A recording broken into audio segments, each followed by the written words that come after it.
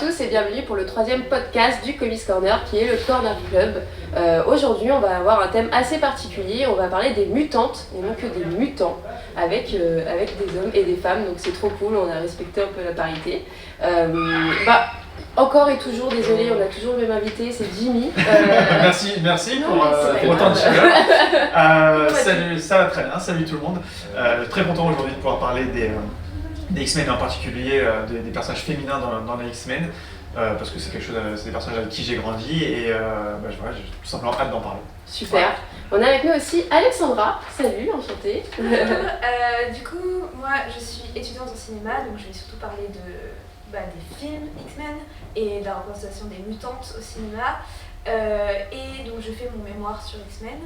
Et je suis aussi dans une association qui s'appelle Themyscira, un collectif de femmes qui essayent de promouvoir les héroïnes féminines dans les œuvres de comics, dans aussi les films adaptés de comics, parce que, dans une optique féministe.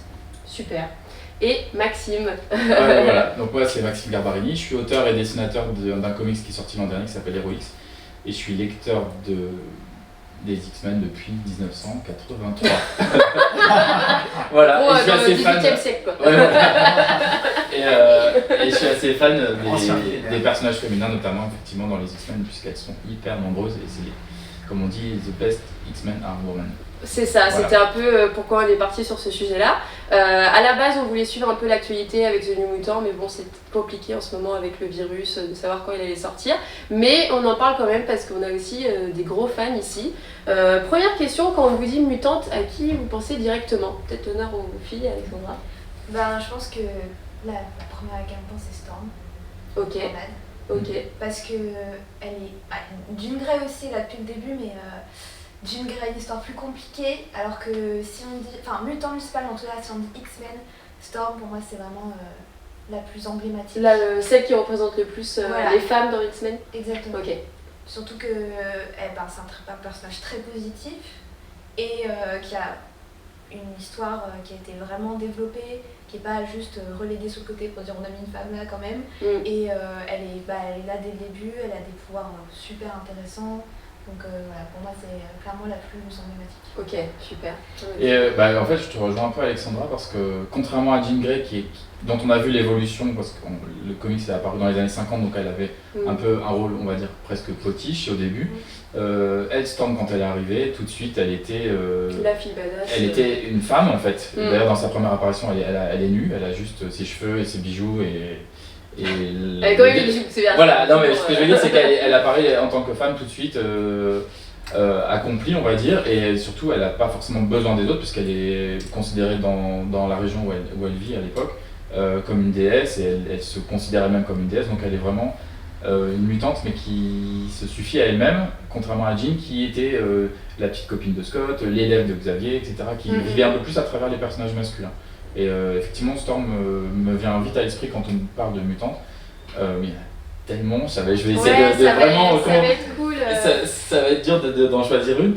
Le personnage pour moi de Kitty Pryde, Shadowcat, alors je resitue parce que je sais pas qui connaît bien. Je pense qu'on va parler à des gens qui connaissent ou qui connaissent pas. Moi je vais être un peu les personnes qui connaissent pas, donc on part du principe qu'on n'a pas lu tous les comics. Voilà, donc Storm grosso modo c'est donc Ororo Munroe qui maîtrise les éléments, le temps et qui intervient dans la seconde partie de l'histoire de la série, c'est-à-dire elle fait partie de la seconde équipe. Et aussi elle fait partie de cette envie peut-être des auteurs de diversifier un peu les personnages et d'aller chercher des personnages à l'extérieur des États-Unis. Et Kitty Pryde pour moi elle est intéressante parce qu'elle intervient dans on va dire la troisième séquence de la vie de l'équipe, et elle est un peu plus, elle représente un peu l'innocence et le personnage à travers lequel le lecteur peut redécouvrir un peu ses personnages. C'est juste après la mort de Phoenix. Okay. En fait, elle apparaît dans l'école, elle est recrutée, je pense, même épisode que les funérailles de Phoenix. Ok. Mais voilà, en fait ces deux-là me paraissent, c'est vrai, très emblématiques. Est-ce que ce sont mes personnages féminins préférés? Non. Du coup... On va en parler après. Ouais, voilà. Et juste pour faire court, parce que finalement je rejoins mes camarades, Storm est un personnage super important.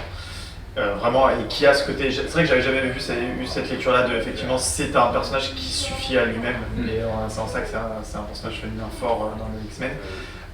Mais Jean Grey, pour moi, Phoenix a un tel impact scénaristique sur, je sais pas, sur une saison sur deux, un run sur deux des X-Men et gravite autour plus ou moins de la menace qu'elle représente ou pas. Enfin voilà. Donc c'est obligé de mentionner Jean Grey. C'est pas pour rien, voilà, on a mis des albums pour illustrer. C'est pas pour rien que la saga du Phénix est une des sagas les plus connues, les plus emblématiques. Qui m'a fait pleurer à l'époque. Bah j'étais petit. Voilà. Tu peux toujours pleurer actuellement. Ah non, mais donc voilà. Mais, ok. Et du coup, comment vous êtes devenu fan des X-Men et en particulier des mutantes? Et ce serait bien peut-être de parler de d'autres mutantes parce que Jean Grey et Storm sont connus. Alors, moi je suis devenu fan, c'est très simple, c'est souvent ce que je raconte quand les gens me demandent pourquoi je suis devenu simplement fan de comics en général. C'est que en fait ça vient de mon père. Mon père était fan de comics et de X-Men. Alors il était fan aussi d'autres personnages, de Daredevil ou autre, peu importe. Mais il y a un jour il m'a dit qu'il y a dans l'univers des super-héros, il y a un truc trop bien avec un gars qui recrute des gens qui ont des pouvoirs qui savent pas s'en servir et qui leur apprend à s'en servir. Il m'avait juste dit un truc comme ça. Et à l'époque, ça m'avait fait un peu le même effet, alors ça n'existait pas encore, mais l'effet un peu Harry Potter, genre ah oui, on peut à tout moment se faire recruter par quelqu'un qui va t'apprendre à maîtriser les pouvoirs. Et le jour où j'ai découvert ça, du coup les premières planches que j'ai dû lire, ça devait être un truc avec du Cyclope, du Wolverine, des trucs comme ça. Je me suis dit waouh, c'est incroyable. Et une des histoires les plus anciennes dont je me souviens, c'était une histoire avec Malicia, donc la mutante qui absorbe les pouvoirs des gens quand elle les touche, qui a un pouvoir terrible. Et je me suis dit waouh, c'est fort. Et d'ailleurs c'est pas pour rien, on pourra peut-être en reparler, mais typiquement ce pouvoir d'absorber les pouvoirs des autres, c'est réutilisé dans plein d'autres histoires, dans des mangas, dans plein d'autres histoires où il y a des super pouvoirs, et c'est toujours considéré comme un des pouvoirs les plus terribles. Terrible pour les autres et terrible aussi. Pour à tous les niveaux. Et je me suis dit, wow, on peut faire des trucs où c'est pas juste des boules de feu, des trucs comme ça. Les X-Men, il y a des pouvoirs subtils, je sais pas comment dire, qui sont terribles mais subtils. Il y a tellement de personnages que vous c'est pas juste je lance de la glace, je sais soulever des trucs et tout, il y en a évidemment. Il y a aussi des trucs beaucoup plus variés où ça va être quelqu'un qui va utiliser juste les phéromones, voilà, juste faire tomber amoureux, juste faire dormir, faire machin, des trucs un peu plus subtils. Souvent le revers de la médaille aussi. Oui, bien sûr. Et c'est voilà, donc moi c'est comme ça que je suis devenu fan des mutants. Et je pense que le premier qui m'a marqué en termes de parce qu'à l'époque c'est quand on est petit, c'est quoi qui est le plus fort que qui est le plus fort.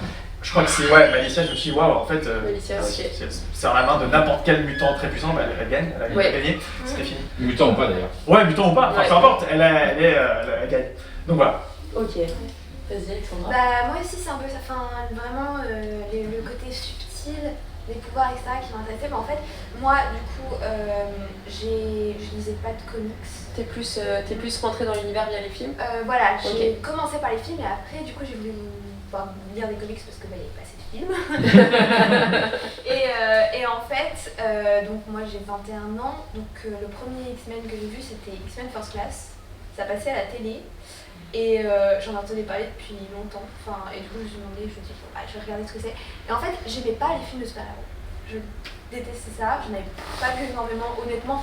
Je ne dis pas que ce que je pensais c'était très honnête, voilà, j'étais pas très bien renseignée, mais en fait j'aimais pas les films de super-héros parce que je trouvais que c'était débile un peu en fait, genre les pouvoirs, c'est-à-dire surtout moi j'avais en tête Spider-Man parce que tous les garçons à l'école aimaient Spider-Man, etc. Genre ouais, tu te fais mordre par une araignée et t'as des pouvoirs, tu viens comme une araignée, genre je sais pas si c'est débile, ça n'a aucun sens. Fais gaffe parce que Jimmy est très fan, mais il aime pas que les mutants. Après la deuxième série que j'ai adorée au final c'était Amazing Spider-Man, bon après c'est forcément le plus apprécié, mais voilà j'avais aimé, mais en fait j'avais besoin d'un truc plus pour moi c'était trop fantaisiste, voilà, et c'était vraiment j'aimais bien des choses qui soient plus réelles en fait et qui parlent plus du monde réel, et en fait je suis tombée sur X-Men et ça a révolutionné ma vie. Oh mon dieu, mais c'est tellement c'est-à-dire que c'est possible, bon en vrai c'est pas possible, mais à l'époque je me dis waouh, c'est genre l'ADN qui mute, c'est tellement scientifique, tellement possible, je trouvais ça bien plus intéressant parce que du coup, on peut parler de choses qui pourraient arriver et en plus, il y en a plein qui du coup ont des pouvoirs qui sont pas des trucs forcément hyper badass ou hyper faciles à gérer, etc. C'est vraiment c'est une mutation du corps et en plus, je trouve ça hyper logique puisque l'ADN mute, que nous on mute, surtout on s'adapte à notre environnement. Donc en plus dans X-Men First Class il y a Darwin, donc c'était encore plus logique, enfin j'adorais parce que j'étais hyper logique et scientifique, j'adorais la SVT, etc. Et j'étais genre waouh, c'est trop scientifique, c'est trop stylé, j'adore. Et pour tous les fans d'SVT du coup, c'était en plus basé sur des événements historiques réels, donc ça a dû peut-être aussi t'accrocher pour ça. C'est vrai que moi je savais pas du tout à l'époque, mais après, c'est sûr que ça m'a... quand j'ai appris, je veux dire, Charles Xavier, Malcolm, ça m'a encore plus intéressée et c'est pour ça que maintenant ça reste un de mes préférés, même si maintenant du coup j'aime tout le film super-héros, enfin voilà. Et du coup, j'ai été voir, le premier que j'ai vu au cinéma c'était Days of Future Past, et il est extrêmement génial. Donc voilà, et après ça m'a fait voir d'autres choses de super-héros, mais vraiment ce que j'ai adoré c'était que c'était tellement réel et en plus First Class particulièrement il est très très ancré dans le réel. Ok. Et du coup pour les mutantes, c'est que tout de suite j'ai adoré Mystique. Après voilà, c'est vrai qu'on n'a pas encore parlé de Mystique. Ouais, ça va arriver. Ok, Maxime fait la tête. Non, pas du tout. J'avais vu Hunger Games il y a pas longtemps, je crois que, en tout cas j'aimais bien Jennifer Lawrence, mais je la connaissais pas énormément non plus, j'étais genre oh je la connais, et en fait après moi je la trouve très bonne dans ce film et je la trouve très bien en tant que Mystique et j'ai tout de suite trouvé Mystique tellement, genre son pouvoir c'est toujours celui qui m'a semblé le plus logique parce que en fait c'est de pouvoir se transformer et de... Voilà, dans la logique de pourquoi est-ce que le corps veut muter, etc. La logique de pouvoir se fondre dans des éléments comme les caméléons, dans la nature et tout, ça me semblait... mais oui, il est trop intelligent, c'est trop logique. Et en même temps, ce qui était génial, c'est que on voyait à quel point c'était pas non plus... ce qui me gênait dans d'autres films de super-héros, c'est que c'était les pouvoirs, c'était toujours une bénédiction. Et là, c'était vraiment... non, en fait, c'est-à-dire que... elle ne le voit pas forcément comme un pouvoir magique, c'est plus du coup une malédiction. Elle va très mal au début, elle veut bien changer son pouvoir. Et vraiment, du coup j'ai adoré. Et voilà, Mystique, c'était tout de suite celle que j'ai adorée. Un coup de cœur dans les films. Exactement. Après, du coup, dans First Class, les autres personnages féminins n'étaient pas forcément très intéressants. Très mémorables. T'avais regardé du coup toi aussi? Ah, mais j'ai tous vus. Ok, pardon. Non, pardon. Mais oui, effectivement, je l'ai tous vus. First Class, ça m'a bien plu à l'époque parce que c'était un reboot un peu soft et ça permettait de replacer la mythologie, en tout cas X-Men dans les films à des points historiques qui étaient intéressants. Je suis d'accord avec toi, dans First Class, Mystique est vraiment pas mal. Moira est pas mal aussi, en fait. Elle a un rôle plus présent et qui ressemble à mon sens plus à ce qu'elle est dans la BD, c'est-à-dire une alliée de Xavier et des X-Men. Je déteste Moira pour des raisons peut-être pas très objectives, mais je la déteste. Et moi j'étais un peu confus en tant que lecteur de la BD du choix des personnages qui avaient été placés dans ce film, qui sont censés être la toute première génération X-Men, qui correspond absolument pas à la première génération qu'on voit dans la BD. Donc par exemple le personnage de Angel Salvador, qui est un personnage que j'aime beaucoup, qui est joué par Zoe Kravitz, qui est une actrice que j'adore, et qui n'a rien à faire dans ce film en fait, et en termes de logique, et qui hélas n'a vraiment pas grand chose à faire dans ce film en termes de personnages. Elle a peut-être 4-5 répliques et elle chante. Mais du coup, est-ce qu'ils ont voulu répondre à un quota en mettant on va mettre une peut-être, je ne sais pas, peut-être. Ils avaient Emma Frost, c'est pareil, ils avaient Emma Frost qui est un personnage incroyablement complexe et riche, et ils en ont fait une James Bond girl, des pauvres en fait. Et j'aime bien l'actrice, je trouve qu'elle a vraiment du talent, etc. Dans ce film-là, je pense qu'elle n'est pas très bien utilisée ou très bien dirigée. Mais du coup voilà, encore un... Mais bon, c'était pas ta question de départ. Comment toi t'es arrivé du coup dans le... Oula, oui, d'accord. Mais toi c'est les comics du coup. Ouais, mais très vite ça a été les X-Men parce que voilà, grosso modo, je résume l'histoire que j'ai déjà dû raconter à d'autres moments, mais en gros voilà, j'étais gamin, j'avais 8 ans et j'avais un copain qui tout d'un coup nous a ramené lors d'un pique-nique plein de bandes dessinées, plein de Strange, etc. de l'époque.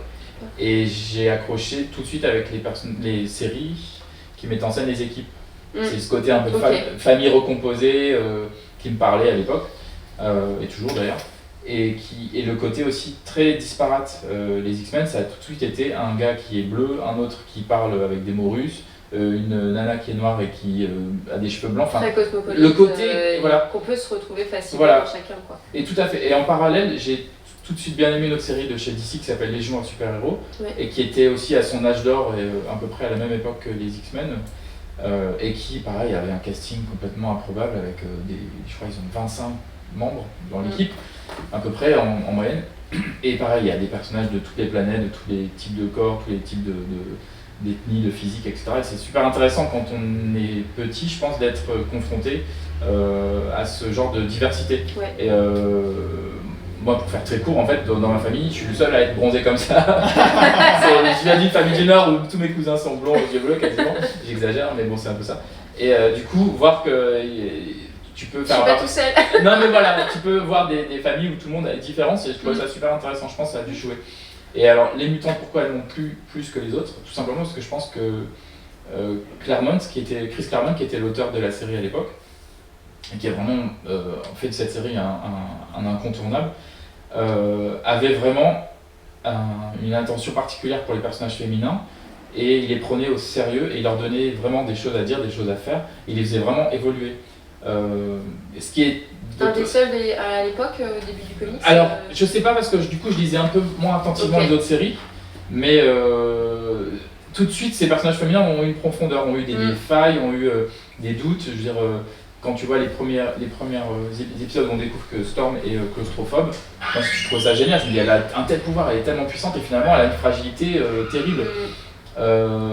Kitty Pryde pareil, elle était à la fois super intelligente, c'était une geek avant l'heure, donc c'était un peu sympa parce que tu sentais qu'elle était, c'était pas la fille populaire, la fille ultra belle, etc.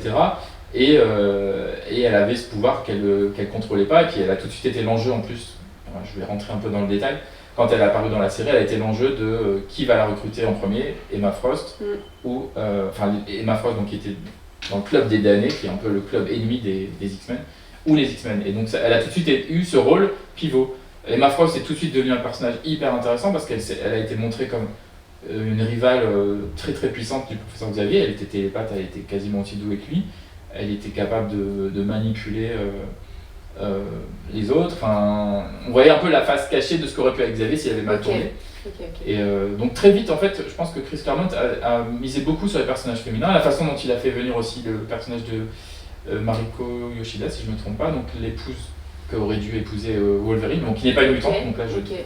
Mais pareil, tout d'un coup, cette femme japonaise qui était très digne, etc., devient un personnage super important parce que c'est la seule qui arrive à vraiment, on va dire, à s'agir Wolverine. C'est important aussi de par son nombre, il y a énormément de personnages féminins. Ah oui, non mais les X-Men c'est très riche et je pense que ça fait partie des séries, il me semble, qui a parmi le public, enfin, dont le public est le plus grand, dont le public féminin est le plus important. Je vois pas autant de filles fans de Spider-Man, je vois beaucoup de filles fans des X-Men. Ok. Et justement, quelle est l'importance selon vous des mutantes dans les comics? Pourquoi les X-Men auront fait sortir autant de femmes? Et qu'est-ce que ça apporte dans le milieu du comics en général? Alors, je saurais pas dire exactement, on peut faire des hypothèses sur pourquoi c'est chez les X-Men qu'on trouve particulièrement beaucoup de personnages féminins par rapport à, je sais pas, aux Avengers ou chez DC, dans la Justice League ou ce genre de... Enfin, dans ces équipes-là. Ce que je pense, c'est que, vu qu'il y a cet aspect paria, un côté très paria, un côté paria chez les X-Men par rapport à la majorité de l'humanité qui reste encore des humains, quoi.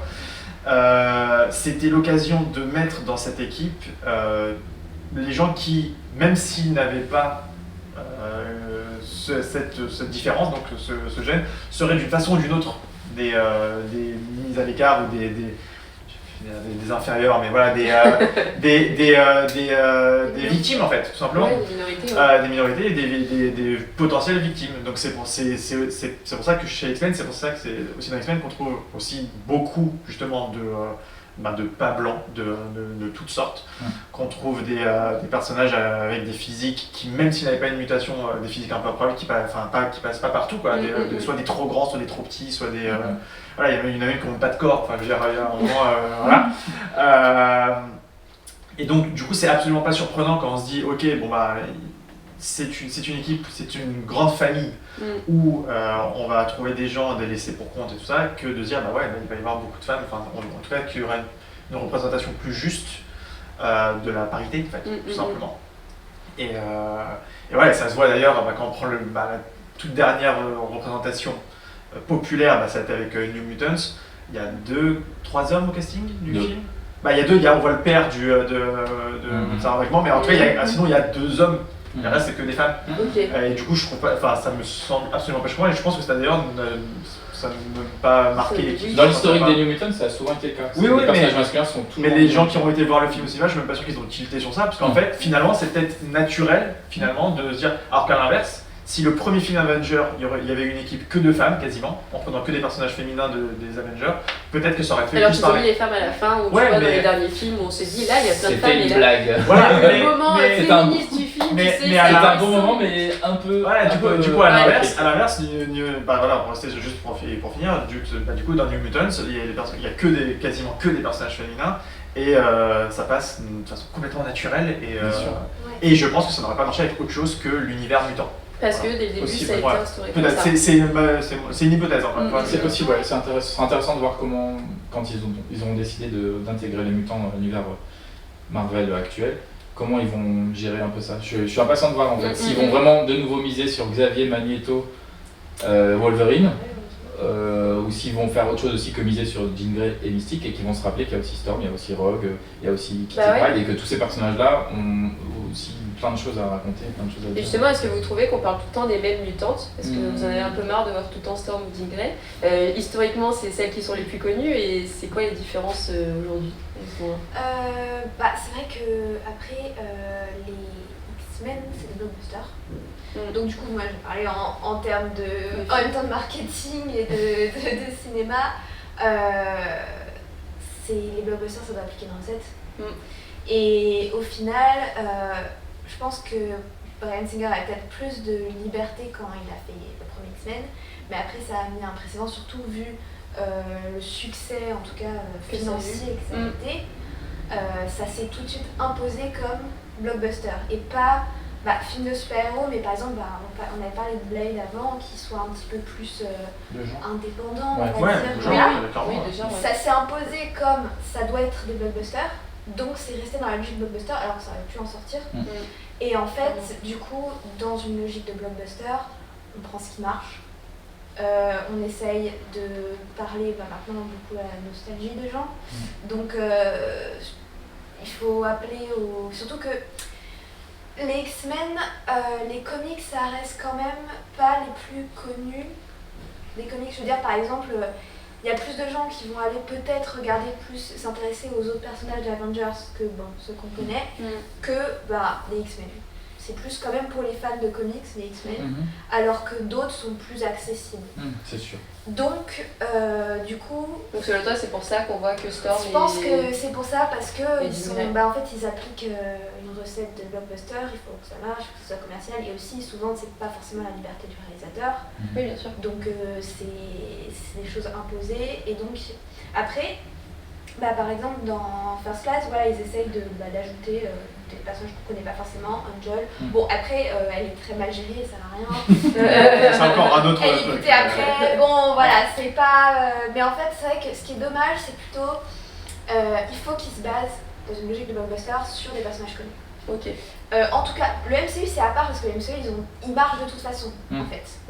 Les gens vont aller voir parce que c'est MCU, c'est une marque. Maintenant ils ont installé une routine. Mais les autres, c'est pas pareil. Du coup, surtout quand, après, dans First Class, quand ils ont relancé une série, ils doivent appeler à des personnages que les gens connaissent. Donc, forcément, ils doivent réutiliser ceux que les gens connaissent déjà, que X-Men, c'est pas forcément les plus connus, les super-héros. Excuse-moi, j'allais te couper parce que ce que je trouve intéressant, justement, c'est que dans First Class, ils auraient pu se baser sur les personnages déjà connus, et à part Mystique, Xavier et Magneto, ils ont mis que des nouveaux. C'est vrai que et ils ont très mal géré à mon sens, mais... Oui, c'est exactement ça. Ils ont essayé de prendre des risques. Mais ça n'a pas marché, du coup après ils sont repassés sur... Singer est parce que revenu. peut-être ils se sont dit... Désolé. c'est vrai, Singer est revenu, tellement ça a bien marché que ils sont partis là-dessus. Mais ce qui est dommage, c'est qu'on peut partir sur des personnages qu'on connaît très bien. Mm. Un peu voilà, en fait il faudrait faire First Class mais qui marche, enfin qui se bien, c'est-à-dire partir. Mais ça j'ai passé s'il y a un réalisateur par là. Ou alors, je veux bien être réalisatrice du prochain. Je propose Disney. Mais on amène les mutantes les plus connues pour attirer les gens. Et on en profite pour passer plein d'autres que les gens connaissent pas. Oui, mais du coup elles sont mal faites parce que mais ça tarde justement, pas il dessus. faudrait bien les faire. Surtout que, comme on dit, X-Men, il y a toujours eu beaucoup de femmes, plus qu'ailleurs. Donc c'est tout à fait possible qu'il y en ait plein. Enfin, qu'il y en ait plein. On va pas passer 20 mutants, ça va pas pouvoir les développer, mais voilà. Rien que dans les nouveaux mutants, il y en a plusieurs et elles sont toutes développées, au moins un peu. Et donc, c'est qui du coup dans les mutants? Je sais que tu l'as vu. Vas-y. C'est donc Magic, donc Illyana. C'est la petite sœur de Colossus, voilà. C'est ça. Il y a Dani Moonstar et Rani Sinclair. Ouais. Et, qui est loup-garou. Non, enfin, qui se Oui, transforme c'est celle qui a les pouvoirs de loup. Non, je résume pour les personnes qui ont les pouvoirs de loup. Et d'ailleurs, moi, je sais pas si on va parler de Mutants, mais justement, Magic. Donc, il y a aussi la directrice du centre. Ouais. Magic, non. Non, la chef du centre qui est aussi. Ah oui, pardon, oui. C'est C'est Célia Reyes. Oui, c'est une mutante. Oui, tout à fait. Mais c'est vrai que Magic, ça, pour moi, elle a énormément de potentiel. Bien sûr. Parce que elle est extrêmement charismatique en fait. Dans la BD aussi. Elle a justement dans les comics, parce que moi je l'ai découvert dans les comics, c'était la première fois qu'elle apparaissait dans les Mutants. Et elle a un look, elle est un peu comme Emma Frost, je trouve, elle a vraiment un pouvoir, elle est charismatique, elle a une identité, elle est en plus, bon Emma Frost elle est carrément méchante, Illyana elle est sur la ligne, non mais on va pas s'en prendre, je rigole. elle est dans les méchantes. Et après tous les personnages sont nuancés. Exactement, c'est ça, et c'est pour ça qu'on les aime, je pense. Pour toi, Emma Frost Emma Frost, c'est partie de mes personnages préférés. Pas forcément une méchante? Alors bien sûr, elle commence comme une méchante, après ils ont pris le temps de raconter un peu. Ouais, voilà. Mais elle a un vrai code d'honneur qui est protéger les autres générations et enseigner. Dans les X-Men, les vilains sont souvent peut-être pas si vilains quoi. Non, bien sûr, mais c'est ça qui leur est intéressant. Ouais. Mais non, Emma Frost, elle est et puis elle a été quand Grant Morrison a repris la série au début des années 2000.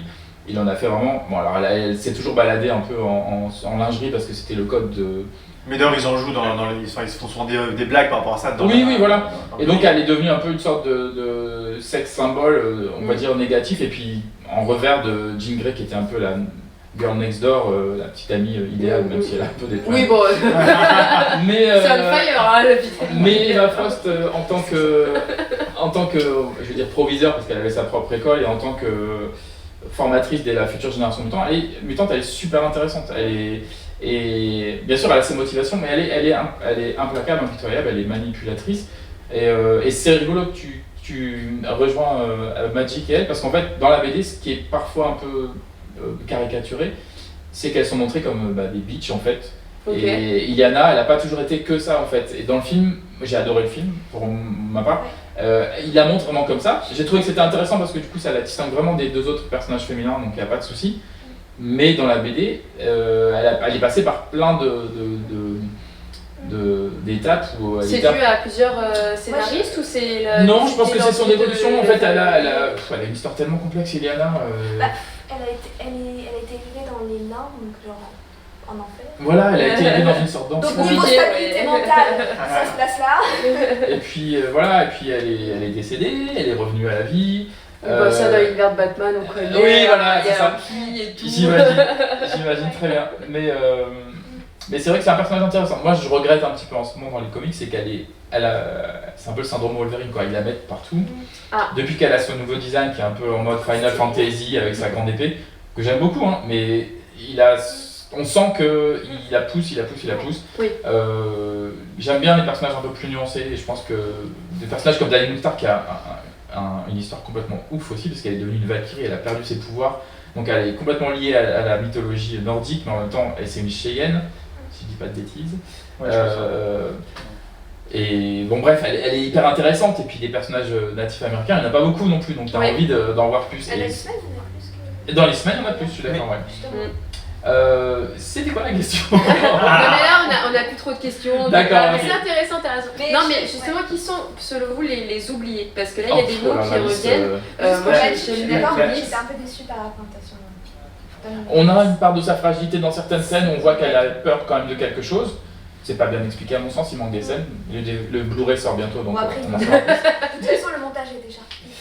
Et mais on a des petits aperçus de ce qui peut la toucher ou ce qui rend, enfin, quelle pourrait être sa fragilité, mais c'est des petites touches quoi. Je pense que le film mériterait d'avoir une demi-heure en plus pour vraiment poser les bases. Mais les oubliés, t'en as tellement. En fait, moi je voulais parler d'une autre adaptation de la bande dessinée dont on parle peu et qui finalement, enfin, il y en a plusieurs dont on parle moins mais qui sont quand même super intéressantes. D'une part, t'as X-Men Evolution. Bon, t'as X-Men The Animated Series qui est devenu un truc culte aux États-Unis. Ouais. Ça, c'est date des années 90, c'était un dessin animé. Dans la même veine que Batman The Animated Alors, Series, plus dans la même veine que G.I. Joe en termes des C'est ça, dessins. c'était moins bien dessiné. C'était moins bien dessiné. Par contre, il y moins avait budget, ouais. dans l'adaptation des scénarios classiques de la BD, ils ont fait beaucoup d'efforts et il y a beaucoup de gens qui sont venus à la BD grâce à ça. Donc, moi, j'étais pas hyper fan à l'époque parce que je trouvais ça un peu grossier, etc. Mais je reconnais que c'est une super porte d'entrée pour l'univers des X-Men parce que ils n'ont pas peur d'aller faire la Phoenix Saga avec tout ce qui se passe dans l'espace avec les chariards, etc. Ils n'ont pas eu peur d'aller vraiment dans le côté kitsch et soap opéra et c'est ça qu'il fallait en fait. Et ils ont gardé vraiment les designs et peut-être le côté kitsch des comics. Ah oui, ils ont gardé. Ouais, les vrais costumes. C'est-à-dire, Ouais, c'est c'est pour ça que ça fait une bonne porte d'entrée pour les comics parce que ça y ressemble vraiment. Ah, c'est exactement. donc on n'a pas de choc. Voilà. C'est-à-dire que pour la plupart des gens qui connaissent un petit peu les X-Men aux États-Unis, les X-Men c'est cette période-là, c'est-à-dire c'est les X-Men avec l'équipe bleue, l'équipe jaune. C'est les costumes de Cyclope bleu et jaune, etc. C'est Tornade avec les gros X ici et puis les trucs argentés. C'est vraiment, ça a figé un peu, on va dire, ça a figé un peu l'imaginaire de beaucoup de monde. Une autre série qui est venue après qui était super bien, qui était X-Men Evolution, où là c'est un peu une sorte de. C'est un autre dessin animé. C'est un autre dessin animé. France 3, je crois. Ouais. Je pense que les DVD doivent être dispo. C'était là, on était fin 90, hein, même 2000. Hein, les designs étaient un peu plus jolis. C'était mieux. Voilà, dans les il y avait années plus 2000, ils avaient un peu plus de moyens. plus de budget. Et puis il y avait un côté un peu plus doux dans le dessin, plus cartoony mais plus doux. Et là, ils ont réinventé un peu les trucs, puisque finalement ils sont dans une école qui est dirigée par une proviseur qui est en fait mystique. La plupart sont vraiment étudiants dans une école, donc on revient un peu à la au concept de base. Et il y a vraiment, moi je le conseille parce que cette série elle est très attachante. Je crois qu'elle n'est pas très longue. Elle n'est pas très longue, mais elle est très attachante. Et ils osent aussi aborder plein de personnages. C'est-à-dire en saison 2, tu as plein de nouveaux mutants et plein de Exterminators, qui est une autre encore génération de mutants, qui font partie du casting. Et du coup, d'un épisode à l'autre, le casting change complètement, ce qui est logique quand tu fais une série avec autant de personnages. Mais ce qui n'est pas logique quand tu fais un dessin animé sur la longueur. En général, les personnages de base d'un dessin animé restent. Sauf que là, ils ont osé. Ouais. Ils ont osé, ils ont fait des trucs super intéressants, des romances entre les personnages rivaux de la fraternité des mauvais mutants et des X-Men. Ensuite, ils ont fait Wolverine and the X-Men, qui est une espèce de suite déguisée de cette série-là, qui est super intéressante aussi, où le personnage justement d'Emma Frost est vachement mis en avant. Et une série dont on parle pas beaucoup, et je sais pas pourquoi d'ailleurs, c'est The Gifted, qui est sorti il y a quelques années, qui a eu 2 saisons je pense, et dans laquelle les personnages féminins sont super intéressants. Polaris. Pour toi, ça serait le conseil top pour les personnages féminins en série animée, c'est ça? Non, c'est une série là. The Gifted, c'est une série avec des acteurs. En fait, voilà. Alors, The Gifted, c'est une série qui se passe dans l'univers de la Fox, on va dire. Les X-Men sont mentionnés régulièrement, la fraternité est mentionnée régulièrement, Magneto est mentionné. Et en fait, pour résumer vite fait, au départ, tu as 2 histoires. Tu as une famille dont le père est censé être un procureur qui doit mettre les mutants en prison. Il s'avère que ces 2 gamins sont mutants. Donc ils se retrouvent en cavale, ils se retrouvent à partir en cavale et à contacter The Underground, qui est une sorte de résistance mutante et qui est composée de personnages qui dans la BD sont jamais trop vraiment associés les uns aux autres, mais qui finalement font un bon mix. Donc tu as Polaris, qui est la fille de Magneto et qui est vraiment super bien, je conseille cette série. L'actrice, elle s'est vraiment impliquée dans le rôle, tu sens qu'elle a aimé jouer ce rôle et elle a été hyper fidèle. Est-ce que tu as pu lire dans les comics? Elle était 10 fois mieux en fait, elle a poussé le personnage. C'est rare d'entendre ça 10 fois mieux. Non, elle a poussé le personnage, elle avait un charisme de ouf, elle a un visage, un physique assez particulier. Il y avait Blink qui est joué par une actrice qu'on avait déjà vue dans Sucker Punch. Et Blink, pareil, c'est un personnage secondaire qui est surtout apparu dans The Age of Apocalypse et qui dans la série est vraiment intéressant. Enfin, je l'ai trouvé parfaite quoi. Et t'as un autre personnage qui qui ont fait plusieurs personnages, qui sont les Stepford Cuckoos, qui sont, pour résumer grosso modo, des clones filles de Emma Frost, donc qui sont des télépathes. Ok. Elles sont super. Et tu la vois arriver à la base dans la série en tant que juste un personnage, et en fait tu découvres qu'elles sont 3. En fait, en vrai, elles sont 5. Et Ok, elles n'ont pas du tout des bonnes intentions, mais elles ont chacune un peu leur personnalité différente. Et pareil, l'actrice a fait un super boulot de leur donner une gestuelle, une personnalité différente. Ils sont différentes du coup. En fait, non, c'est Alors, une actrice qui va tous les jouer. c'est une actrice qui joue. Mais les personnages sont différents. Ils ont des variations. Ça Ok. reste En fait, des- quand des- tu vraiment, parce que moi j'étais à fond dans la série, j'avoue. Quand tu fais vraiment attention, elles ont un timbre de voix un peu différent. Elles Ok. ont une gestuelle un peu différente. Son amie qui va toujours être un peu les bras comme ça, l'autre qui va être un peu plus agressive, etc. Et du coup, c'est toujours intéressant. Enfin, c'est bien amené. Et cette série, bon, elle a eu plein d'écueils au niveau scénaristique, mais je trouve que l'attention donnée aux personnages féminins était. D'ailleurs, c'est pas compliqué, les personnages masculins sont très fades à côté. Ok. T'as Thunderbird qui est un personnage intéressant, l'acteur est très très bien casté et il s'en sort bien. Ils ont inventé un autre personnage masculin pour les besoins de la série qui ressemble à une sorte de soft spot d'Asler un peu. Ils ont inventé un personnage masculin. Je ne sais pas pourquoi. C'est super intéressant. Ils en avaient Parce pas qu'ils besoin. avaient, oui, ils avaient quand même. Ils avaient Il un fallait super avoir parallèle. Non, mais ils avaient du stock. Hein, Ils avaient du stock, je sais pas pourquoi ils l'ont inventé, mais il était quand même sympa. C'était un personnage latino. Je crois que c'est l'univers X-Men où t'as jamais autant d'héros, que ce soit masculin ou féminin. Pourquoi ils en inventent un? Mais tu sais C'est que complètement, moi j'ai une anecdote, j'ai jamais su si c'était vrai ou pas, mais en gros je pense que la Fox ils ont un grand saladier avec les noms des personnages et ils tirent au sort et il est on va le mettre dans le film sans aucune logique. T'as des personnages, par exemple, t'as un personnage qui apparaît dans les films qui s'appelle Callisto qui est la reine des Morlocks Ouais. et qui est un personnage super intéressant parce qu'elle est vilaine, elle est pas très physiquement agréable, elle est elle a une vie très difficile, etc. Elle a un œil crevé, enfin bon, bref. Elle règne sur les Morlocks qui sont en fait un peuple de mutants qui vit dans les égouts. Donc c'est vraiment les mutants qui se planquent parce qu'ils sont moches. Quoi. Ils apparaissent d'ailleurs dans The Gifted. Et elle est intéressante pourquoi? Parce qu'elle règne sur les Morlocks et dans la BD il y a un duel entre elle et Storm pour qui va devenir la reine des Morlocks. Storm gagne. Ce qu'elle en fait après c'est dramatique parce que finalement elle s'en occupe pas beaucoup, mais bon, ça c'est un autre sujet. Elle m'a beaucoup déçu d'ailleurs. Si tu m'entends. Voilà, mais du coup c'est un personnage super intéressant. Et finalement quand tu la vois dans les films, c'est dans The Last Stand où en fait elle a juste un pauvre tatouage, elle court vite et elle aide Magneto à repérer les mutants. Ah, du coup, je sais Ah, pas c'est que elle. c'était, moi. Et c'était elle, Ah c'était ok, elle. d'accord. Donc Ah ouais, rattache ça rend- total, ça ils rend ont pas juste pris direct. le nom, ils ont pris plus ou moins, on va dire, les origines, et voilà. Et ils ont fait ça pour beaucoup de personnages. Ouais. Psylocke qui apparaît dans The Last Stand, on la voit 2 secondes, donc si tu sais pas que c'est elle, tu la vois pas au générique, tu sais pas que c'est elle parce qu'elle sert à rien. Ils en ont fait plein comme ça. Mais Toi, t'avais c'est vu que la. c'est- Ouais, excuse-moi, est-ce que toi t'avais vu la série? The Gifted, non, Ouais. j'ai pas vu la série, je savais qu'elle existait, et après c'est une faute de Parce que temps, j'ai dû etc. t'en parler. En tout fait, ça, mais- Maxime Alexandra, ça on dirait. Alors, Mais, moi, même- je- mais- je- mais ouais, c'est- non, mais en fait, ça rejoint exactement ce qu'on disait tout à l'heure, c'est que si on regarde bien, c'est quand on n'est pas sur le format blockbuster, donc série animée, Ouais. série low budget, Ouais.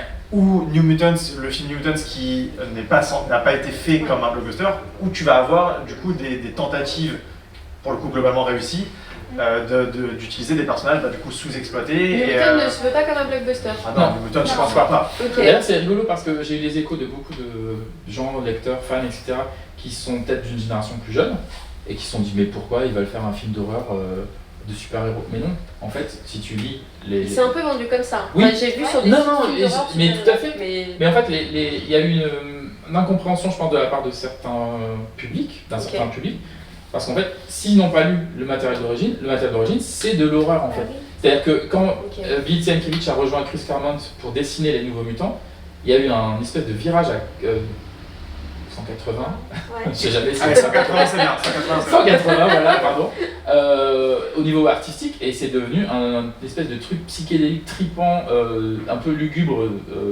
et la série est devenue vraiment riche, enfin elle était déjà intéressante avant, attention, mais elle est devenue vraiment flippante, et je pense que l'auteur du film, Josh Boone, avait prévu, si je ne me trompe pas, de faire une trilogie en adaptant donc d'abord la saga avec l'ours, ensuite l'arrivée de Warlock qui est quand même un extraterrestre qui consume tout ce qui touche, donc potentiellement ça peut faire un film assez flippant, et en troisième lieu peut-être Magma ou je ne sais plus, Bon, peut-être ça Légion. reste- Légion. Voilà, mais après, Et c'était effectivement des comment dire, il avait du matériel pour faire 3 films de genre horreur avec ces personnages-là, et moi j'aurais souhaité qu'il ait la carte blanche pour pouvoir les faire parce Ok. que. Mais bon. Mais du coup, là, on a beaucoup parlé des. Ouais, tu voulais rajouter quelque chose? C'est Gifted. Pardon, Je veux sur dire. The Gifted, c'est vrai que c'est une bonne série. Après, le problème, c'est que c'est low budget et je trouve que ça se voit. Oui. Et que ça, honnêtement, même moi qui suis fan X-Men, ça m'a un peu repoussé. Après, bon, forcément, je suis. Le fait dans qu'il n'y a pas cinéma. beaucoup de budget, ça t'a Surtout la repoussé? photographie Ah. est sale. D'accord, ouais, je sais pas trop. Peut-être que toi, t'as une autre vision vu Ouais. que Ouais. c'est ça, et tu bosses dedans. c'est vrai que c'est un peu dommage. Parce Ok. que, surtout, j'ai regardé, même pas en streaming illégal, quoi, j'ai regardé à la télé. Et Ça t'a Ça choqué. t'a- l'image est pas belle. Mais par contre, une autre série, donc je sais pas si vous en avez entendu parler, qui est parce que dans Les Oubliés, Légion. Les gens, c'est top. Ouais. Mais C'est quelle année ça, elle est Légion du coup? underrated. Alors, Légion, c'est Ah, quoi ouais. ça? Non, je vais dire ça a 10 ans, non, ça n'a pas 10 ans. Non, ça ça a a 4-5 hyper ans, récent. 4-5 ans, je pense. mais c'est l'auteur de Fargo qui a fait ça. Et alors, ok. pour le coup, on peut parler de cinéma, de photographie, mais ça, pour moi, c'est un chef-d'œuvre. Le souci, Ok. c'est que les personnages féminins, même s'ils sont intéressants, Oui, tu ne voilà. retrouves pas leurs Là, on équivalents dans la BD. du coup, c'est pas forcément très intéressant, mais en tout cas, pour les oubliés, Non, mais c'est des bons conseils en tout elle cas. Là, est il y a une bonne. incroyable et elle y va en fait. Bon, après, ils ont pas mis de budget marketing dedans, donc forcément, ça n'a pas marché. Oui. Non, puis elle était très Mais- spéciale aussi. Je suis pas Ah sûr bah, qu'elle ait trouvé son hyper public en space. fait. Ouais. Et Légion, bah, c'est space. Bah, il y a Aubrey Plaza dedans. Ouais. C'est pour dire comment c'est Juste space. pour dire, Légion, en fait, à la base, Mais ouais. c'est le fils du professeur Xavier et d'une Ah, ambassadrice oui, ouais. israélienne qui s'appelle Gabrielle Haller. Et la particularité de Légion, c'est qu'il a plusieurs personnalités. Suite à un événement traumatique, en fait, il a été témoin quand il était petit, dans la BD en tout cas, d'un attentat. Et du coup, il a dans son esprit plusieurs personnes qui étaient présentes dans l'attentat. Ça commence comme ça en fait, en gros. Ok. Donc il a le terroriste, il a une victime, il a je sais plus qui. Et chaque personnage qui se manifeste dans son esprit, en fait, a un pouvoir différent. Donc t'as Ok. télékinésie, pyrokinésie, etc. Et dans la série, ils en ont fait un truc encore plus barré et qui est excellent. Ok. Mais c'est juste, moi ce que j'ai regretté dans la série, c'est qu'ils ont présenté plein de nouveaux mutants intéressants, des personnages intéressants, mais pas du tout tirés de la BD. Ils auraient pu aller piocher des trucs. C'était inventé aussi? Ah ouais, ils en ont un, à part Légion, Ok. Légion et Shadow King. Je vois pas pourquoi il se casse la tête, mais Je pense que tout le reste, je c'est vais des leur personnages que tu demander. n'as jamais vu dans la série. Ok, Et donc ouais. un personnage qui est hyper bien. On parle de mutantes, après on n'est pas dit, enfin on n'est pas obligé de se raccrocher à la BD absolument. Et le personnage de Sydney dans Légion, il est génial parce qu'en fait c'est un mix de rogue et de, je saurais pas dire, parce qu'en fait elle peut pas toucher les gens sinon elle échange le corps avec les autres. Si elle, Si elle te touche la touche, personne. tu te retrouves dans son corps et elle se retrouve dans ton corps. Ah oui. C'est génial comme pouvoir. Mais du Ouais, coup elle a je ce sais côté. pas. Non, mais Ça, c'est c'est Ça original. dépend le corps, tu On vois. parle de pouvoir. Ouais, ça, on parle c'est ça. de pouvoir subtil, ça, Voilà, ça, on est- très marrant. Et du coup, comme le fait qu'elle puisse pas toucher les autres, elle porte des longs gants, et moi elle m'a fait penser à Rogue tout de suite. Je me Ouais, dis, ah, oui, tiens, oui, je vais oui, bien c'est vrai que interpréter ça Rogue. En fait, c'était pas elle. Mais j'ai trouvé ça vraiment chouette. Ouais. Et bah, du coup, juste pour les personnages oubliés, je trouve que Ouais. Blink, quand on parlait. Blink, elle est chouette, ouais. Blink, surtout bah, pour parler de personnages qui ont des pouvoirs un peu. En même temps, c'est un pouvoir un peu classique, elle a une forme de téléportation. Mhm, Et en même temps, bah, visuellement super intéressant. mhm. Mais elle fait aussi très mutante, parce que moi, elle a une apparence altérée, etc. Tu peux pas rater que c'est mutante, donc forcément. Visuellement, ça parle. Voilà. Puis elle a une histoire aussi. Et en plus, ça fait de la diversité. Bah, c'est une femme et c'était elle est asiatique. Alors ça dépend. Ça dépend de quelle version tu parles. C'est parce que je trouve ça intéressant que à la base, elle s'appelle Clarice Ferguson dans la BD. Elle apparaît dans un petit crossover où ils vont former, on va dire, Génération X, qui est encore une nouvelle équipe de jeunes étudiants que Emma Frost va chapeauter. Et elle meurt dans ce crossover. Et on n'en entend plus parler. Et en fait, quelques temps après, ils font ce qu'ils appellent The Age of Apocalypse, où en fait ils arrêtent toutes les séries mutantes et ils les relancent avec des nouveaux titres. Voilà, et qui se passe en fait dans un monde où Xavier est mort et Apocalypse règne sur le monde. Et là, Blink est vivante dans ce monde-là et elle Ils est... expliquent pourquoi ou ils Non. juste, ils sont là? Non, en fait, alors tout simplement, ça rebondit sur ce dont on vient de parler. En fait, grosso modo, Légion, donc le fils de Xavier, pète un plomb et décide que c'est à cause de Magneto que son père n'a pas pu s'occuper de lui correctement. Donc il retourne dans le passé. Et c'est pas faux. Il retourne dans le passé pour tuer Magneto, pas de bol, il tue Xavier. Et donc ça crée un univers parallèle. Et donc dans cet univers, Blink réapparaît. Elle est super bien, elle est super intéressante. Je vous conseille de lire ces épisodes. Ils sont dessinés par Joe Madureira, ils sont sublimes. Et du coup, le personnage retrouve une super popularité alors qu'il était apparu dans 2-3 épisodes auparavant. Et ce qui s'est passé, c'est qu'ils en ont fait un personnage principal d'une autre série qui s'appelle Exiles, où en fait c'était des mutants de plein de réalités différentes, réalités alternatives, qui se rassemblaient et qui faisaient un peu un truc comme Sliders, c'est-à-dire chaque épisode, ils passaient d'une réalité à l'autre et ils devaient réparer des choses qui n'allaient pas. Ok. Enfin, pas réparer, c'est une façon de parler. Et donc Blink a été quand même la leader de cette équipe pendant, je sais pas, 3-4 ans, et c'était des épisodes super bien écrits, donc moi je les conseille à tout le monde. Si t'aimes bien Blink, j'espère que tu les as lus. Non. Je te les conseille vraiment, elle est très intéressante. Et alors plus récemment, elle est réapparue dans la BD, et en fait ils ont pas changé ses origines parce qu'ils n'en avaient jamais vraiment parlé, mais en fait elle vient de la Barbade. Donc grossièrement, elle ressemble plus à Rihanna que à Fan Bing Bing qui joue son rôle dans le film. Bah après, voilà, moi j'avais la vision du film dans la tête. Ah non, mais moi j'adore la vision du film. Moi, toutes les interprétations me vont, et celle de The Gifted, qui est jouée par Jamie Chung, qui est très jolie et très convaincante, me va aussi en fait, tout me va. Mais du coup, je pensais à elle parce que j'essaie de penser aussi en termes de marketing. Oui. Elle a vraiment du potentiel parce qu'elle a un look, elle a une identité visuelle, elle a un pouvoir qui est facilement compréhensible, accessible. Et qu'elle peut utiliser de façon plus agressive aussi que la plupart des téléporteurs. Voilà, qui est aussi qui peut être un super élément. Un téléporteur dans une équipe, c'est un super élément. Je veux dire, pour moi, vraiment, s'ils veulent introduire des nouvelles mutantes, faudrait elle la mettre en elle avant. est super intéressante. Après, je trouve que, alors, ça va peut-être vous pas le dire, mais je trouve que Emma Frost est un peu oubliée parce qu'elle a été mise en first class. Après, moi je trouve que January Jones, c'était un super casting pour Emma Frost. Si elle avait. Je trouve qu'elle avait vraiment. Voilà. Mais elle a. De toute façon, je pense que de toute façon, quand elle a dû recevoir le scénario et qu'elle a vu ce qu'on faisait de son personnage, je suis pas sûre qu'elle avait envie de s'impliquer, tu vois. Moi, je suis curieux d'avoir ton avis sur un truc parce que moi, dans ma tête, j'ai une actrice que j'aime beaucoup dans un film qui s'appelle Gone Girl. Qui est peut-être une bêtise, il me semble. À vérifier, désolé si je me trompe. Et c'est Rosamund Pike qui joue une femme qui fait très peur. Qui fait peur parce qu'elle est très manipulatrice, etc. Mais elle est très bien physiquement, pour moi, c'est Emma Frost. Surtout à la fin, quand elle a cette coupe au carré très froide, très à un côté très Hitchcock, mais pour vous, c'est ça, Emma Frost, quoi. Ouais, pour moi, je pense que s'ils veulent pas se louper, ils prennent Rosamund Pike, et je pense qu'en plus elle sera intéressée parce que le rôle pourrait vraiment être intéressant.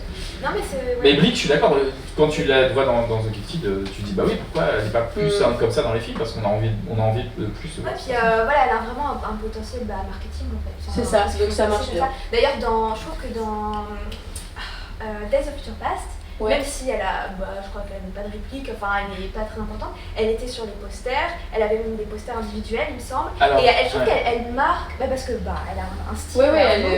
Moi, je me suis posé la question. Je me suis posé la question, est-ce qu'ils ont choisi l'actrice chinoise justement pour pouvoir plaire entre guillemets au marché chinois, parce que des fois il y a un peu de ça. C'est possible. Mais j'aime bien l'actrice, c'est vrai qu'ils n'ont pas donné grand chose à faire. Mais du coup là, je crois qu'on a vraiment fait le tour. Je suis désolée, malheureusement faut qu'on. Oh, j'avais encore. Du coup, je vais changer.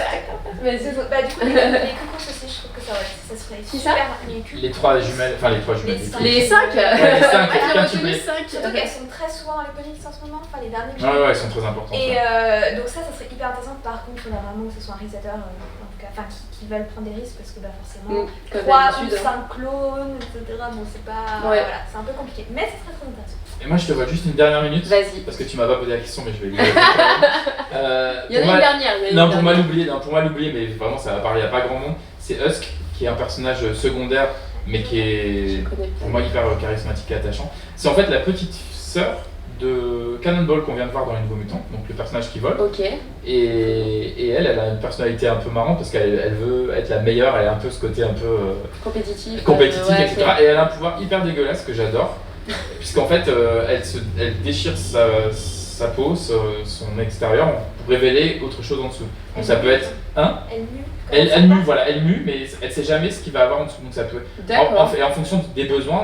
Faut aimer les surprises. Faut aimer les surprises. Et justement dans Age of Apocalypse, elle est un peu plus mise en avant dans la série où elle apparaît, et elle est vraiment intéressante. Et moi, les gens qui me suivent un peu sur Instagram et tout, ils savent que je la dessine régulièrement parce que j'adore son personnage, et puis ça donne lieu à des trucs un peu gore où tu vois, elle s'arrache le visage, et puis c'est un peu comme si Mystique avait un pouvoir dégueulasse, sauf qu'elle se transforme pas dans d'autres personnes, elle se transforme dans d'autres matières. Donc ça peut être du caoutchouc, de l'énergie, de la pierre. Je la trouve vraiment intéressante. Ok. Voilà. On sent que vous êtes vraiment passionné. Ah ouais, non, mais moi tu devais faire un podcast en 5 parties. Ouais, je pense qu'on va faire une deuxième partie. Moi je voulais juste finir, peut-être pour. Là, on a beaucoup parlé des films, et je pense qu'on a vraiment un gros panel pour que ce soit les séries animées ou les films. Peut-être pour finir, un comics à conseiller. pour soit découvrir, soit aller plus en profondeur et celui qui vous a marqué. Alors pour moi ce qui me semble évident, surtout quand on connaît peu, ça va être X-Men Grand Design que vous avez là. C'est sorti il n'y a pas trop longtemps. Ouais, le tome 3 vient de sortir, c'est en 3 tomes et c'est un gars qui s'appelle Ed Piskor qui fait ça et en gros c'est un gars qui a réussi le pari de compiler de façon digeste toute l'histoire des X-Men, les 20-30 premières années, je me rends même pas compte le nombre de décennies qu'il a couvert, je pense que Maxime tu pourras me dire. Les X-Men ont commencé dans les années 50 je crois, ouais. 60. Donc ouais, ça fait un moment. Ouais, c'est-à-dire qu'il arrive à couvrir une très grande période, il couvre 4-5 arcs narratifs, même beaucoup plus, de façon très condensée, et ce qui permet d'avoir vraiment une vision d'ensemble de tout ce qui a rendu célèbre et populaire cette équipe, depuis vraiment le tout début jusqu'à très loin en fait dans l'univers des X-Men. Donc ouais, moi je reprends le Grand Design sans hésiter. Alexandra, alors moi j'ai pas aimé grand chose récemment. J'ai pas du tout aimé Power. Non, c'est. Non, mais parce que du coup, moi j'achète plus de trucs récents. Ouais, bien sûr. Parce que du coup, si on veut acheter des trucs anciens, c'est des gros reliés donc ça coûte cher. Donc si on n'aime pas, c'est un peu dommage. Voilà. Mais du coup, il y a Power Fix qui est sorti vraiment, j'aime pas du tout aimé. Ah bon? Oui, je sais, tout le monde aime, mais moi j'ai pas du tout aimé. C'est un classique quand même. Ça, c'est. Non, mais chacun ses goûts. Mais oui, chacun moi, le dernier que j'avais vraiment aimé, c'est-à-dire que j'avais vraiment aimé, genre que j'avais acheté toute la série, mais c'est très petit, c'était Inhumans vs X-Men. Je crois que personne n'aime. Ça a été très peu populaire. Remarque mon visage. Ça a été très peu populaire. C'est pour ça que je le conseille, parce que moi j'ai bien aimé, mais que tout le monde déteste. Mais c'est bien que ça offre un. Moi je suis très sensible au dessin, et j'avoue que ça peut totalement. Je peux détester un comic juste parce qu'il est mal dessiné, et le contraire. Et je trouvais qu'Inhumans vs X-Men, j'ai trop aimé les dessins.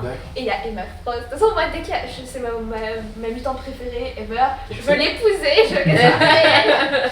Du coup, il y a beaucoup d'Emma Frost, donc forcément ça me plaît. Et sinon, moi, la série, j'ai commencé avec Secret Wars. D'accord. Ce qui est pas très une bonne idée de commencer avec un truc comme ça, parce que c'est complètement perché. Mais en relisant, c'était vachement bien. X-Men Secret Wars. C'est complètement barré, mais c'était. Deux choix que je ne m'attendais pas à entendre. Voilà, comme mais ça, c'est cool, justement, c'est plus intéressant. Sinon, on peut dire la saga de Jean Grey, mais oui, voilà. Mais voilà, évidemment. Mais ça c'est. Mais moi, je rebondis sur ce dont on parlait au début, parce qu'en fait, alors j'ai plus le titre exact de cet arc, mais pour résumer, Storm à une période a décidé de se libérer un peu de son image un peu figée de déesse sous contrôle, et elle est devenue un peu punk, on va dire. D'accord, elle s'est rasée la tête, elle s'habille en cuir, etc. Forge, qui est un mutant qui a le pouvoir d'inventer des choses, avait créé une arme pour enlever le pouvoir des mutants. Il voulait s'en servir contre Malicia, et Storm s'est mis en travers et elle s'est retrouvée dénuée de ses pouvoirs. Et il s'avère qu'en fait Forge a été vraiment pris de regrets, de remords et de culpabilité, et il l'a prise un peu sous son aile. Et en fait il y a toute une série, je crois que ça dure peut-être 3 épisodes, qui sont magnifiques, qui sont dessinés par Barry Windsor Smith, qui est un dessinateur qu'on voit plus assez, et qui en fait explore un peu toute cette dépression dans laquelle Storm va plonger, le fait d'avoir perdu ses pouvoirs, et le fait de savoir que c'est son entre guillemets bourreau qui est avec elle, et finalement ils vont avoir une relation amoureuse ensemble. Et je trouve que c'est un point pivot du personnage qui je trouve super intéressant, et qui est à mon sens plus touchant que ce qu'ils en ont fait après. Quand on voit avec ses mariés avec Black Panther, c'était sympa, mais je trouvais ça un peu artificiel, alors que sa relation avec Forge elle est beaucoup plus, peut-être malsaine, complexe, mais du coup à lire elle est plus intéressante du coup. Et alors ces épisodes, je sais plus comment s'appelle cette saga, mais vraiment je les conseille, ils sont magnifiques. On pourra regarder, on mettra en commentaire. Ils sont magnifiques. Une petite promo pour un comics, oui, moi j'entends pas du tout parler, parce que c'est pas vraiment X-Men, mais un peu, parce que c'est lié à Deadpool. Deadpool c'est un mutant, c'est Gwenpool. C'est en fait un personnage qui a été créé juste parce qu'ils avaient fait une variante cover pour Deadpool avec ce personnage, et tout le monde a envoyé des messages genre mais c'est qui ce personnage, elle a l'air trop bien et c'est hyper bien. Et du coup franchement c'est un personnage féminin qui est super sympa, surtout je pense que pour des jeunes, je pense que des jeunes, des filles au lycée peuvent super facilement s'identifier. Elle a aucun pouvoir. En fait son pouvoir c'est que elle vient de notre monde, et elle a été transportée dans le monde des comics. Du coup, elle connaît toutes les identités secrètes de tout le monde. Et elle est aussi hyper fangirl, genre « Oh mon dieu, Captain America !» Parce que voilà, elle a lu les comics. Et du coup, voilà, c'est super fun. Les dessins sont hyper cute. c'est hyper facile à lire si on ne connaît pas beaucoup les comics parce qu'elle-même, en fait, elle explique, etc. Et j'entends pas assez parler, donc voilà. C'est vrai, tu fais bien de le remarquer. Bon, je crois qu'on va faire une deuxième partie sur les mutants. Allez, c'est parti. Faut qu'on mange, on avait. Voilà quoi. Mais c'était trop cool, merci beaucoup. Merci à nos invités. Ouais, c'était très intéressant. Merci à vous de nous regarder, de nous suivre, de faire monter cette chaîne YouTube qui commence petit à petit à prendre du poids. On va continuer les podcasts, on va essayer avec le Covid et trouver les tournages, etc. C'est un peu compliqué. N'hésitez pas à commenter, à partager et merci beaucoup. Au revoir. Au revoir. Ciao.